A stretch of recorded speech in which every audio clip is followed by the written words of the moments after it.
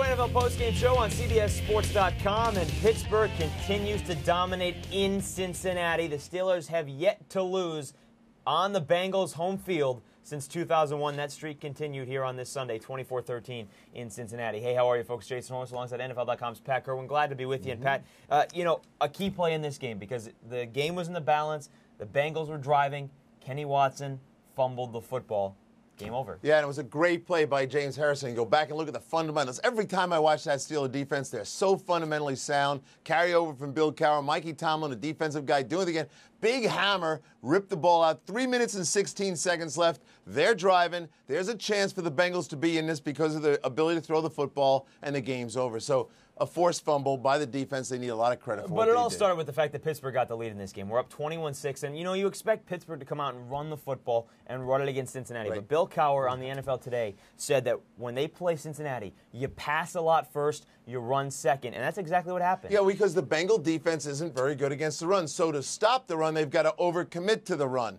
And the Bengals, look at the Steelers and say, run football team. A team that wants to run the ball 40 times and throw it 20. That's the big formula in Pittsburgh. So they go in there committed to stop those 40 plays first.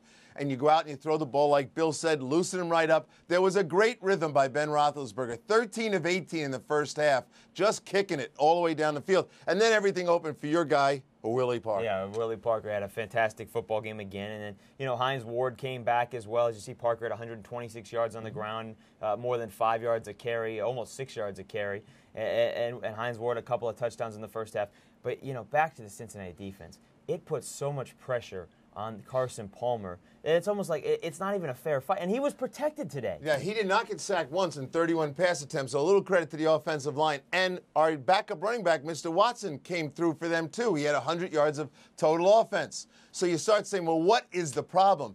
The problem is that the Bengals really are a one-dimensional team. They're going to let Watson or Rudy Johnson get the 100 yards because they're focused on Chad Johnson. I think this is the sixth time that the Bengals played the Steelers and Chad Johnson did not score a touchdown. And I've talked to Bill Cowher about it. That's one of their main goals in Pittsburgh. And Dick LeBeau's still there. Don't let Chad Johnson score a touchdown. They did it again today. He took shot in the mouth. T.J. Hushmanzada took a shot in the mouth. The Steelers secondary, which people have been on and has been suspect and was not very good in Denver, came to play. And let me comment on that, because where you saw these big shots, if you had a chance to watch this game, was with the safeties coming over the top and dropping a big shot on these wide receivers, most of the time down the boundary. Why were they able to do that? They were able to do it because there was no tight end or middle receiver holding the safeties so they could bail off the hash marks and take those shots. And T.J. Hushmanzada, he took 3 shots in a row. Yeah. He's a tough guy now. Yeah. He's got up every time, but you beat those receivers down, and that's how the Steelers want to play it. And if you were watching this game, you may have seen a stat that may have just blown your mind away because you don't think of Pittsburgh as a huge play team. They are second in the NFL in plays